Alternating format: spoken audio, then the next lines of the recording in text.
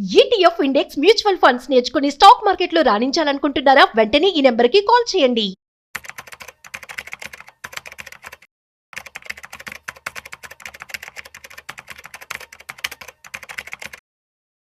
నమస్తే, welcome to Suman TV. ప్రస్తుతం మనతో పాటు సుందరాం రెడ్డి గారు ఉన్నారు. వీరితో మనం స్టాక్ మార్కెట్ రిలేటెడ్ కొన్ని విషయాలు ఈరోజు మనం డిస్కస్ చేద్దాం.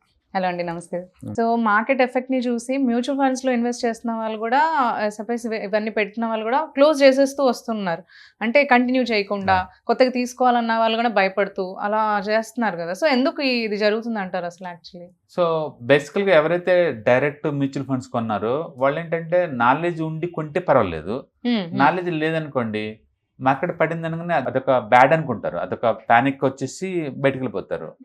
ఈ అసెట్కి ఈ పట్టం లేవటం మామూలు విషయం అన్న విషయం వాళ్ళకి అర్థం కాదు. ఓకే, లాక్ ఆఫ్ నాలెడ్జ్ అంటే లాక్ ఆఫ్ నాలెడ్జ్ కనుకుంటే ఏంటంటే హిస్టరీని రీడ్ చేస్తారు కాబట్టి ఇట్స్ ఓకే, అది డౌన్ అవుద్ది లేదా అప్ అవుద్ది అని క్లారిటీ ఉంటుంది కాబట్టి వాళ్ళు దాన్ని సీరియస్ గా తీసుకోరు. బట్ ఎవరైతే తక్కువ టైం కోసం 6 నెలల కోసం 1 year కోసం తీసుకుంటారో వాళ్ళు ఇది అన్ప్రెడిక్టబుల్ థింగ్ అనమాట వాళ్ళకి. అప్పుడు వాళ్ళు ఏంటంటే భయంతో ఎస్ఐపి ఆపేస్తారు, లేదా కొంచెం మూవ్ అయినా సరే క్లోజ్ చేసుకుని వెళ్ళిపోతుంటారు. అందుకని ఎవరైతే డైరెక్ట్ మ్యూచువల్ ఫండ్స్ కొంటారో వాళ్ళు ఎక్కువ క్లోజ్ చేస్తూ ఉంటారు కొంచెం రాగానే. బట్ అదే రెగ్యులర్ మ్యూచువల్ ఫండ్స్ ఉంటాయి కదా, వాళ్ళు ఏంటంటే మ్యూచువల్ ఫండ్ డిస్ట్రిబ్యూటర్ దాకా ఉంటారు కదా, వాళ్ళు ఏంటంటే కొనే ముందు లేదా అమ్మే ముందు డిస్ట్రిబ్యూటర్ ఒపీనియన్ తీసుకుంటారు కాబట్టి వాళ్ళు గైడ్ చేస్తారు వీళ్ళని. బాగుంటుంది. అవును. అప్పుడు ఏంటంటే ప్యానిక్ లో నువ్వు అమ్మాలనుకుంటారు, వద్దు ఈ టైంలో ఇంకా ఎక్కువ కొనుక్కోవాలి అడ్వైజ్ చేస్తారు. టెంపరీగా వాళ్ళు నమ్మకుండా చేస్తారు, తద్వారా బెనిఫిట్ అవుతారు అనమాట. అందుకని ఎమోషనల్ డిసిషన్స్ పనికిరావు ఇక్కడ, ఇట్స్ వెరీ ప్లాన్డ్ వన్ అనమాట. అందుకని ఈక్విటీ మార్కెట్ లో ఎవరైనా ఉంటే మీకు నాలెడ్జ్ పెంచుకొని వచ్చి ఇక్కడ డైరెక్ట్ కొనండి. నాలెడ్జ్ పెంచుకోకుండా డైరెక్ట్ కొనడం వల్ల మీకు ఎలాంటి ఉపయోగం ఉండదు. ఎందుకంటే ప్రతి పాలకు ఒక ప్యానిక్ లా ఫీల్ అవుతున్నారు అనుకోండి, ఎవ్రీ ఇయర్ మార్కెట్ పడుతుంది. ఏ సంవత్సరం పడలేదు 10% చెప్పండి? గత 45 years లో 10% పడకుండా 1 year కూడా లేదు. ఖచ్చితంగా పడుతుంది, నెక్స్ట్ కూడా పడుతుంది. కాకపోతే ఈ సివియారిటీలో తేడా ఉండొచ్చు, పట్టం అయితే గ్యారంటీ. అందుకని డైరెక్ట్ మ్యూచువల్ ఫండ్ తీసుకున్న వాళ్ళు మీ సొంతంగా నాలెడ్జ్ని పెంచుకోండి. లేదు అంటే ఏజెంట్ ద్వారా తీసుకున్నారు అనుకోండి, వాళ్ళు మీకు హెల్ప్ చేస్తారనమాట. అందుకని ఈ ఏరియాలో ఒక మెంటర్ లాగా, ఒక గైడ్ లాగా ఎవరో ఒకరిని చూజ్ చేసుకొని వాళ్ళ ద్వారా బాటం బెటర్. లేకపోతే అంటే ప్యానిక్ అయిన ప్రతిసారి భయం వేస్తుంది, క్లోజ్ చేస్తారు. అంటే ఎలాంటి బెనిఫిట్ ఉండదు. అంటే ఇండివిజువల్ గా ఒకవేళ బై చేసినా గానీ పానిక్ అవుతున్నప్పుడు ఇప్పుడు నేను అడ్వైజర్ దగ్గరికి వెళ్ళాలి అనుకున్నా కూడా వెళ్ళొచ్చు. అట్లా వెళ్ళొచ్చు, లేదు నాలెడ్జ్ పెంచుకోండి. ప్రతిదీ అడ్వైజర్ దగ్గర పోవాల్సిన అవసరం లేకపోవచ్చు, బట్ నాలెడ్జ్ పెంచుకున్నారు అనుకోండి. నాలెడ్జ్ అంటే హిస్టరీలో ఏం జరిగింది, ఇప్పుడు ఏం జరుగుతుంది, ఫ్యూచర్లో ఏం జరగబోతుంది, అదే కదా. ప్రతిదానికి హిస్టరీ చార్ట్స్ నీకు యూజ్ అవుతుంటది. కాబట్టి మీరు ట్రైన్ అయినా మీ అంతా మీరు ఇవాళ ఇప్పట్లో యూట్యూబ్ అండ్ రిసోర్సెస్ ప్రోగ్రామ్స్ చాలా కండక్ట్ చేస్తారు కదా, అలాంటిలో నాలెడ్జ్ పెంచుకొని దాన్ని బిహేవియర్ అర్థం చేసుకొని దాని తగ్గట్టు మనం ఉంటాం ఒక పద్ధతి. లేదు అంటే ఆల్రెడీ ఇన్వెస్టర్స్ అడ్వైజర్స్ ఉంటారు కదా, వాళ్ళని మీట్ అయ్యి కౌన్సిలింగ్ తీసుకుంటే బెస్ట్. కౌన్సిలింగ్ తీసుకుని వాళ్ళ త్రూ నాలెడ్జ్ గ్యాదర్ చేసుకోవడం కూడా బెటర్ అంటారు.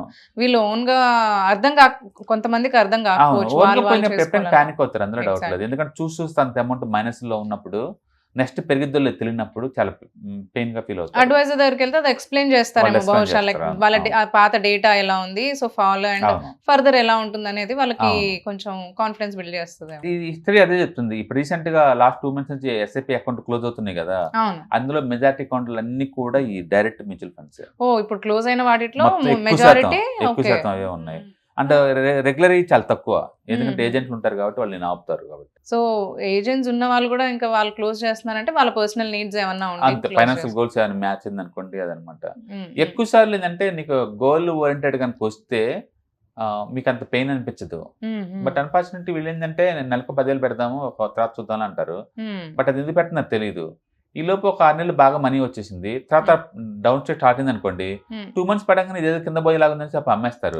వాళ్ళకి రీజన్ తెలీదు, పెరగటం మామూలు విషయం, పట్టడం మామూలు విషయం అని థాట్ వాళ్ళకి రాదు. అందుకని నా క్లారిటీ మిస్ అవుతుంది కాబట్టి న్యాచురల్గా భయం ఎక్కువ ఉంటుంది. అందుకని డైరెక్ట్ కొన్న వాళ్ళందరూ కూడా నాలెడ్జ్ లేకపోతే కనుక వాటిని ఉంచుకోవడం అంత ఈజీ కాదు. బట్ మ్యూచువల్ ఫండ్స్ లో అప్ అండ్ డౌన్ మామూలు విషయం, నీకు ఎప్పుడు పడలేదు ఎప్పుడు లేవలేదు చెప్పండి. కాకపోతే కొన్నిసార్లు సివియారిటీ ఎక్కువ ఉంటుంది, కొన్నిసార్లు తక్కువ ఉంటుంది, ఆ డిఫరెన్స్ తప్ప పట్టం అనేది కామనే కదా. అందుకని ఆ నాలెడ్జ్ వాళ్ళకు ఉండాలా. అందుకని మన పర్సనల్ తగ్గట్టు risk profile, knowledge, asset, goals అన్ని తెలుసుకుంటే మీకు క్లారిటీ వస్తుంది, దాన్ని హ్యాండిల్ చేయడం ఈజీ అవుతుంది. లేకపోతే చాలా కన్ఫ్యూజన్ ఉండి పెయిన్ ఉంటుంది. యాజ్ అన్ ఎక్స్పర్ట్ మీరు ఏమి అడ్వైస్ చేస్తారు వాళ్ళకి, ఇప్పుడు ఎస్ఐపీస్ ఉన్న వాళ్ళకి? మీరు ఇదే కాదు ఏదన్నా సరే నాలెడ్జ్ పెంచుకోండి. యూట్యూబ్స్ ఉన్నాయి, వీడియోస్ ఉన్నాయి, కంటెంట్ బోల్డ్ ఎంత ఉంది, నాలెడ్జ్ పెంచుకోండి, హ్యాండిల్ చేయడం ఈజీ అవుద్ది. వచ్చే ప్యానిక్ నువ్వు అడ్డుకోలేవు, వచ్చే ప్యానిక్ నువ్వే అడ్డుకోలేవు, ఎందుకంటే మన కంట్రోల్ లేని విషయం అది. ఎగ్జాక్ట్లీ. బట్ ఎందుకు జరిగింది, ఫ్యూచర్లో ఏం జరగబోతుంది మీకు క్లారిటీ ఉంటుంది కాబట్టి ఇన్ఫార్మల్ డిసిషన్ అంటాం కదా, అది మనకు అలవాటు అవుద్ది. ఓకే మార్కెట్ ఇంత పడచ్చు, ఇంత పైకి కూడా లేవచ్చు కాబట్టి ఇట్స్ ఓకే, ఇది అది జరిగిన పర్లేదు, నాకు ఇది జరిగిన పర్లేదు, ఆ విషయం మనకు అర్థం అవుద్ది. హిస్టరీ కనుక స్టడీ చేస్తే ప్రతిసారి ప్యానిక్ వచ్చిన ప్రతిసారి కూడా దాని ద్వారా బెనిఫిట్ పొందుతున్నాం మనం, ఎందుకంటే యూనిట్లు ఎక్కువ వస్తున్నాయి కదా, మళ్ళీ పెరిగినప్పుడు ఎక్కువ అమ్ముకోవచ్చు కదా, అట్లా తీసుకోవచ్చు అనమాట. అందులో పడ్డంత స్పీడ్గా నెక్స్ట్ ఇయర్కే డబుల్ మూవ్ అవుతుంది మార్కెట్లో. సో అది తెలుసుకోవాలి, తెలుసుకోవాలి.